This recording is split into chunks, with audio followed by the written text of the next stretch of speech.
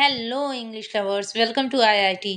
दोस्तों, आज हम डिस्कस करेंगे प्रोमीथियस बाउंड, जिसे लिखा था एस्केलस ने। ये प्ले एक ग्रीक माइथोलॉजी पर बेस्ड है और इस प्ले में प्रोमीथियस को दी गई सज़ा के बारे में बताया गया है।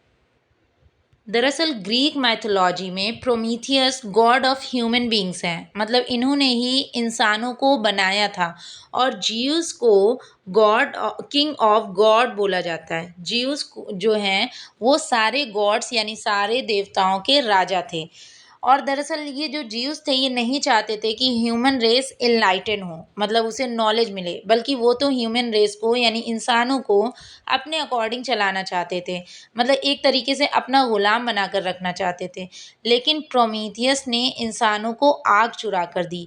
ये आग एक प्रतीक है नॉलेज और एनलाइटमेंट का, जो प्रोमीथियस ने इंसानों को दी। लेकिन इससे जियूस बहुत ज़्यादा नाराज़ हो गए और उन्होंने प्रोमीथियस को एक इटर्नल सज़ा दी। इटर्नल मतलब ऐसी सज़ा जो कभी ख़त्म नहीं होगी। और वो सज़ा ये थी कि प्रोमीथियस को जंजीरों से एक बड़े से पत्थर से बांध दिया गया था और इनके पास एक ईगल को छोड़ दिया गया था। जैसा कि आप देख सकते हैं, यहाँ पर प्रोमीथियस को जंजीरों से बांधा जा रहा है और यहाँ पर इनके पास एक ईगल है जिसे छोड़ दिया गया था, जो दिन रात प्रोमीथियस के ऑर्गन यानी इनका जो लिवर था उसको खाता रहता था। और रात होने पर फिर से वो जो उनका लिवर था वो फिर से वैसे के वैसे ही हो जाता था, मतलब वो कभी भी ख़त्म नहीं होगा और उनको दिन भर ये दर्द सहना होता था। तो प्रोमीथियस को इस तरह से ह्यूमन बींग्स के खातिर एक कभी ना ख़त्म होने वाली सज़ा भुगतनी पड़ी। तो अब आते हैं हम इसके प्ले पर, जो कि एस्केलस ने लिखा है। तो उनके हम सबसे पहले कैरेक्टर्स देख लेते हैं।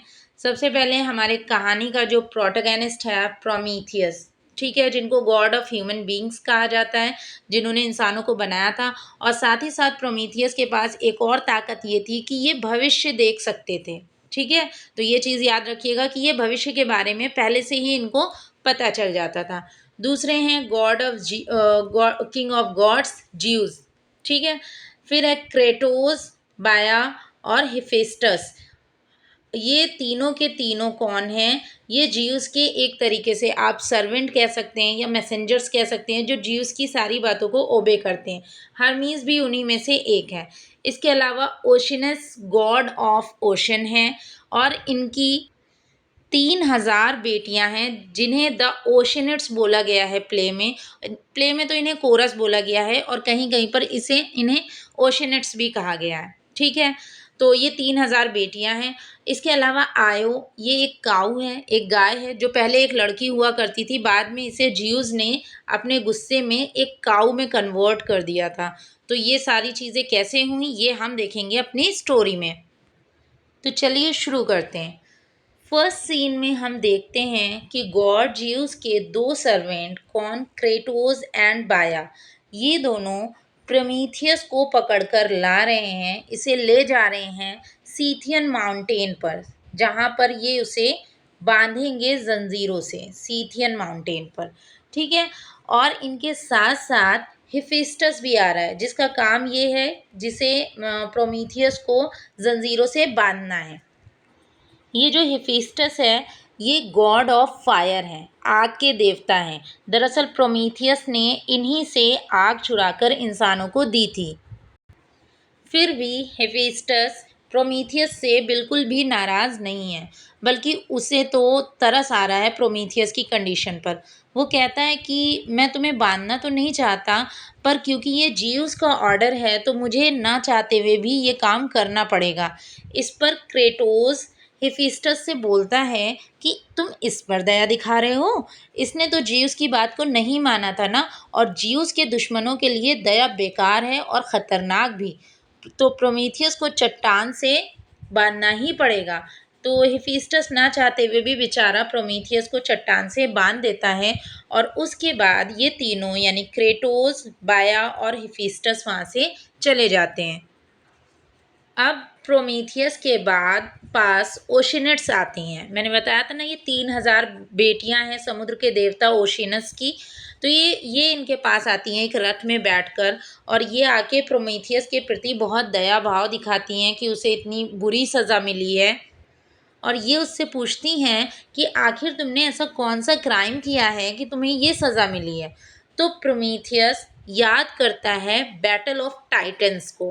Battle of titans, sorry, battle of titans, जिसकी वजह से उसको ये सज़ा मिली है। बैटल ऑफ टाइटन्स क्या था, ये सब अब आ चुके हैं हम लोग पास्ट में। दरअसल ये जो युद्ध था ये टाइटन्स और ओलंपियंस के बीच में हुआ था। टाइटन्स कौन थे? वो Greek god of old generation थे, and Olympians Greek god of new generation थे। टाइटन्स के लीडर का नाम था क्रोनोस, और ओलंपियस के लीडर का नाम था जियूस। और दरअसल ये जो बैटल हो रहा था ये इस वजह से हो रहा था कि जो भी इस युद्ध में जीतेगा वो पूरे यूनिवर्स पे और सारे गॉड्स पे, यानी सारे देवताओं पे राज करेगा। दोस्तों, ये लड़ाई झगड़ा और ये राज का कुर्सी का जो सीन है ना, वो आसमानों से होता आ रहा है। ये सिर्फ हमारी धरती पर ही नहीं है, ये ऊपर से होता चला आ रहा है। तो बेसिकली ये युद्ध चल रहा था कि जो जीतेगा वो पूरी दुनिया पर रूल करेगा। तो जो ये प्रोमीथियस था ये भी एक टाइटन ही था, ठीक है, टाइटन्स का ही सपोर्टर था। लेकिन उसके पास, मैंने बताया, प्रोमीथियस के पास एक पावर थी कि वो भविष्य देख सकता था। और ये पावर मिली थी उसे अपनी माँ से, जिनका नाम थीमिस था। ठीक है, थीमिस से उसे ये पावर मिली थी कि वो फ्यूचर देख सकता था। तो वो फ्यूचर देखकर टाइटन का जो लीडर है क्रोनोस उसे बताता है कि सिर्फ पावर का यूज़ करके, यानी सिर्फ ताकत से ये युद्ध नहीं जीता जा सकता, बल्कि इस वॉर को वो जीतेगा जो थोड़ा बहुत धोखेबाजी का सहारा लेगा। लेकिन जो क्रोनोस था उसे अपनी पावर का, अपनी ताकत का बहुत ज़्यादा घमंड होता है।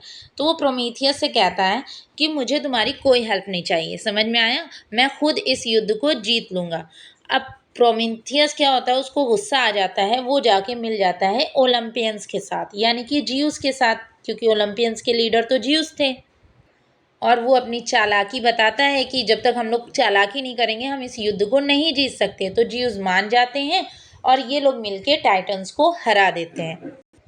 इस युद्ध के बाद जियूस जो थे वो ह्यूमंस को भी ख़त्म करना चाहते थे, या तो उन्हें अपने अकॉर्डिंग चलाना चाहते थे।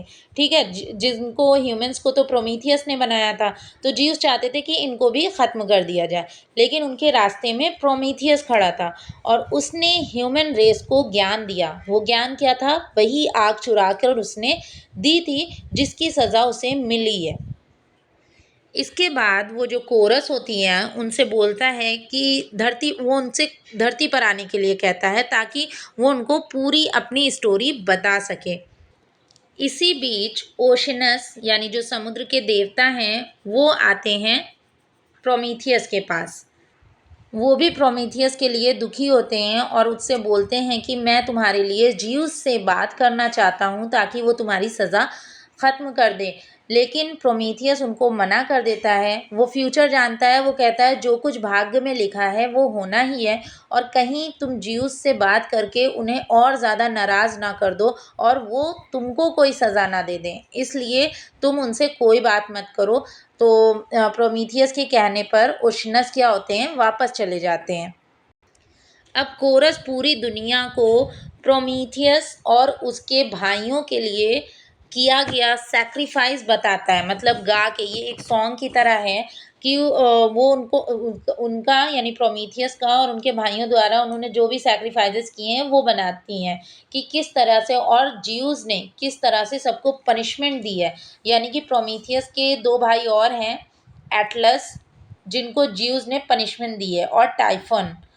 ठीक है, तो एटलस को तो पूरी दुनिया का भार उठाने की पनिशमेंट दी गई है, और टाइफन को तो जियूस ने माउंट एटना नाम के वोल्केनो के नीचे दफन कर दिया है। और प्रोमीथियस की सज़ा तो आप जानते ही हैं कि वो एक चील है जो उसका लिवर हमेशा खाती रहेगी। तो कोरस आगे ये बोलता है कि प्रोमीथियस ने इंसानों को agriculture, language, maths, selling, prophecy, medicine, mining और बहुत सी चीज़ों की नॉलेज दी है। फिर भी उसको कितना कुछ सहना पड़ रहा है। तो प्रोमीथियस बोलता है कि एक ना एक दिन वो ज़रूर फ्री हो जाएगा, एक ना एक दिन ऐसा आएगा कि गॉड ज्यूस जो हैं वो खुद उसे फ्री करने के लिए मजबूर हो जाएंगे, क्योंकि वो भविष्य जानता है। अब एंट्री होती है आयो की, जो कि एक गाय है और उसके पीछे गैट फ्लाई लगी हुई है। गैट फ्लाई एक तरीके की मक्खी है जो उसके पीछे लगी हुई है और उसको कॉन्टिन्यूसली काटती रहती है, और साथ ही साथ उसके पीछे आर्गोस का भूत लगा हुआ है, ठीक है, जो बेसिकली उसे परेशान कर रहा है। तो इस तरीके से जो आयो है वो भी जीउस की द्वारा ही सताई गई एक पीड़ित है।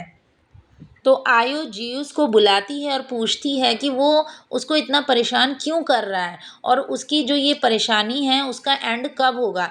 तो इसमें प्रोमीथियस पहले ही उससे बोलता है, बीच में इंटरप्ट करता है और कहता है, मतलब उसे बता देता है कि वो कौन है और उसे क्यों इतना परेशान किया जा रहा है। वो शायद गाय है इसलिए अब भूल चुकी है, पहले वो एक लड़की हुआ करती थी, आगे बताएगी वो। इसके बाद आयो प्रोमीथियस से अपनी फ्यूचर की यात्राओं के बारे में पूछती है कि तुम फ्यूचर जानते हो, मुझे बताओ कि आगे मुझे और क्या करना है और किस तरीके से मेरी मिजरीज का एंड होगा। लेकिन जो कोरस होते हैं ना, ये आयो से कहते हैं लेकिन पहले ये बताओ कि तुम इतना परेशान, गॉड ने तुम्हें इस तरीके से पनिश क्यों किया है। तो आयो बताना शुरू करती है कि कभी वो एक यंग ब्यूटीफुल लेडी हुआ करती थी जिस पर गॉड जियूस फिदा हो गए थे, और इससे उनकी जो वाइफ हेरा थी, गॉड जियूस की जो वाइफ हेरा थी, उसने आयो को एक काऊ में कन्वर्ट कर दिया था।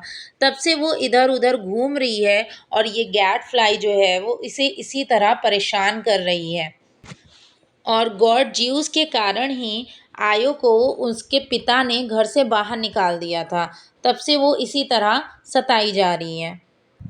तो इसके बाद प्रोमीथियस आयो को उसकी भविष्य की यात्राओं के बारे में बताता है कि अभी तो तुम्हें यूरोप, एशिया और अफ्रीका की यात्रा करनी है और बहुत सारे डेंजर्स हैं जिनका सामना तुम्हें करना है।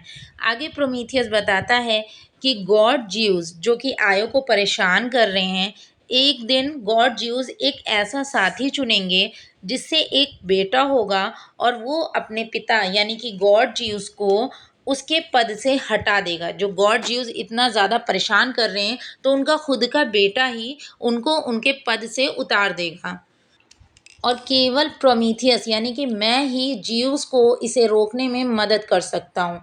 वो ये भी बताता है कि आयो जो है उसका ही कोई वंशज यानी उसका बेटा या बेटे का बेटा, उसका ही वंशज प्रोमीथियस को भी फ्री करेगा।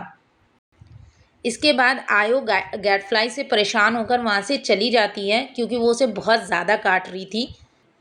तो आयो की पीड़ा देखकर प्रोमीथियस गुस्से से चिल्लाता है कि जियूस का अपना ही बेटा एक दिन उसे उखाड़ फेंकेगा। इसके बाद जियूस का एक मैसेंजर यानी कि हर्मीज ये आता है प्रोमीथियस के पास, क्योंकि जो कुछ आयो और प्रोमीथियस के बीच में बातें हो रही थी वो सब जियूस सुन रहे थे, और जियूस ने जैसे ही ये सुना कि उनका ही बेटा उनको उनकी गद्दी से उतार देगा, तो उन्होंने तुरंत हर्मीज को भेजा, किसके पास, प्रोमीथियस के पास। तो हर्मीस प्रोमीथियस से बोलते हैं कि मुझे गॉड ने भेजा है यानी ज्यूस ने भेजा है, और ये पूछने के लिए भेजा है कि मैं ऐसा कौन सा साथी चुनूंगा जिसका बेटा मेरे लिए बहुत नुकसानदेह है, यानी मेरे ही फ्यूचर को ख़त्म कर देगा। लेकिन प्रोमीथियस कुछ भी बताने से इनकार कर देता है। इस पर हर्मीज उसे चेतावनी देता है कि अगर तुम नहीं झुके तो एक तूफान तुम्हें टार्टरस भेज देगा, और वहाँ पर एक चील तुम्हारा लिवर, जिस तरीके से मैंने अभी दिखाया था ना पिक्चर के थ्रू, एक लिवर खाती रहेगी, और ये तब तक ख़त्म नहीं होगा जब तक कि कोई देवता तुम्हारे लिए मरने के लिए राज़ी ना हो जाए। तो कोरस को ये बातें सुन के बहुत डर लगता है। वो जो प्रोमीथियस हैं उसको झुकने की सलाह देती हैं, लेकिन प्रोमीथियस अपना भविष्य जानता है और वो बिल्कुल भी डर नहीं दिखाता है, और कहता है कि मेरे भाग्य में जो लिखा है वो तो होकर ही रहेगा। तो हर्मीज ओशिनेट्स यानी कि कोरस को दूर जाने का आदेश देता है, क्योंकि अब प्रोमीथियस की सज़ा बढ़ने वाली है। लेकिन ओशिनिट्स जवाब देते हैं कि एक दोस्त को धोखा देना सबसे बड़ा अपराध है और वो प्रोमीथियस के साथ रहने की कसम खाते हैं। फिर प्रोमीथियस अपनी सफरिंग्स को विटनेस करने के लिए नेचुरल एलिमेंट्स को बुलाता है, तो अर्थ शेक होने लगती है, मतलब एक तरीके से अर्थक्वेक आ जाता है और साथ ही साथ जो तूफान है उसे चारों ओर से घेर लेता है। मतलब प्रोमीथियस की मिजरीज अब बढ़ने वाली हैं और यहीं पर हमारे प्ले का एंड होता है। तो ये कहानी थी प्रोमीथियस बाउंड की, जिसमें गॉड ने ऑफर तो किया था प्रोमीथियस को कि सब कुछ बता दो तो तुम्हारी मिजरीज कम हो जाएंगी, पर प्रोमीथियस ने उस बात को नहीं माना।